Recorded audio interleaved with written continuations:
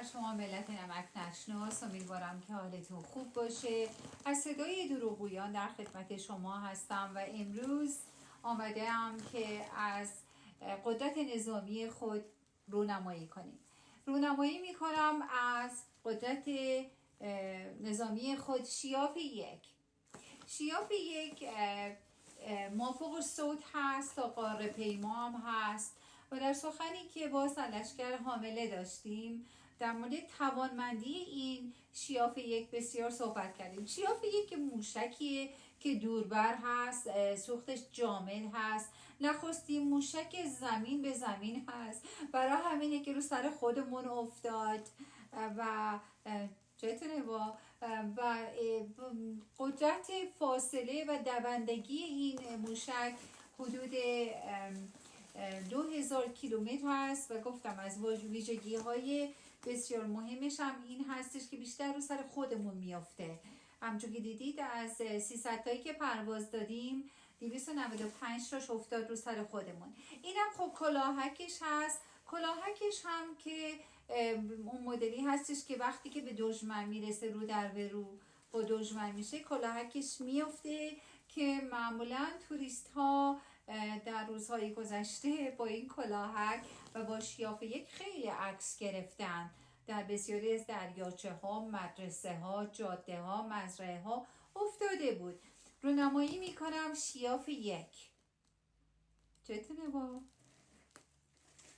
شیاف دو با سرعتی مافوق صوت با انواع ناوها و شناورهای دشمن برخورد میکنه و اونها رو مورد اصابت قرار میده که خیلی رو حالا داده. این شیاف دو 300 کیلومتر میره، برای همین در شیراز روی خودمون افتاد در یک مدرسه ای.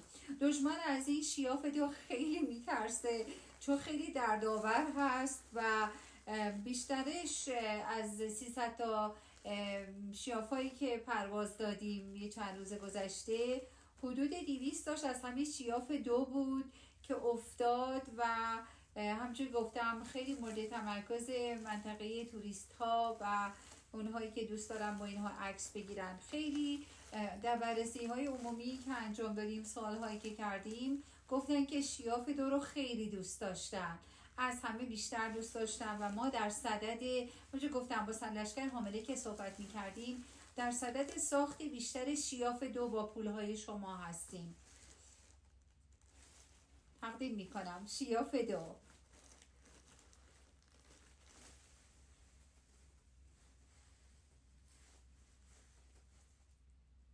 درود مجدد تقدیم می کنم قسمت آخر برنامه با تنقیه 3. تنقیه 3 یکی از موشک‌هایی هستش که از لحاظ سرعت سریع‌ترین هست و قادر رد شدن از انواع رادارها، کائنات، گنبدهای آهنی می باشد که برخی منابع شیره‌ای که تریاک‌های بسیار ناب هم زیاد می‌کشند به برد این تنقیه 3 2500 تا 3000 کیلومتر اشاره کردند.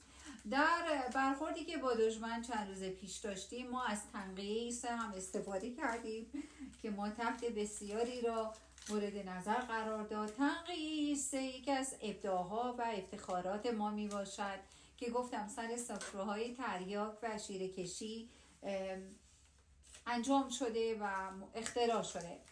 ما به فناوری و تکنولوژی جدیدی که داریم، شیاف 1، شیاف 2 و تنقیه 3 افتخار میکنیم و به دشمن هشدار میدهیم که با ما در نیافتند و 300 شیاف 1 و شیاف 2 و تنقیه 3 که ما استفاده کردیم به قول وزیر دفاع کشور امپریالیستی 295 تاش روی سر خودمون افتاد.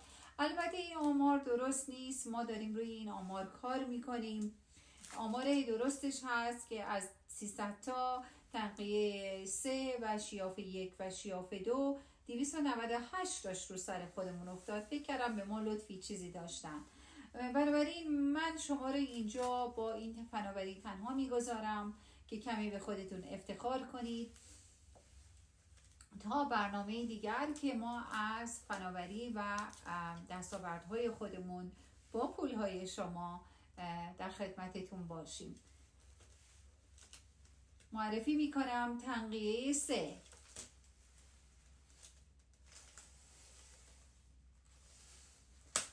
چطوره ما؟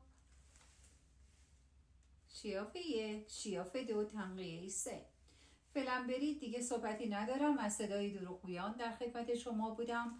تا روزی دیگر با تنقیه دیگر، شیافی دیگر و تکنولوژی دیگر و فناوری دیگر. و گفتم بعضی از اینها اصلا از صدا که هیچی از کائنات هم رد میشن. ما اینقدر کارمون درسته. برید دیگه، حالا باید برم الان باید سبزیامون پاک کنم. فعلا خداحافظ.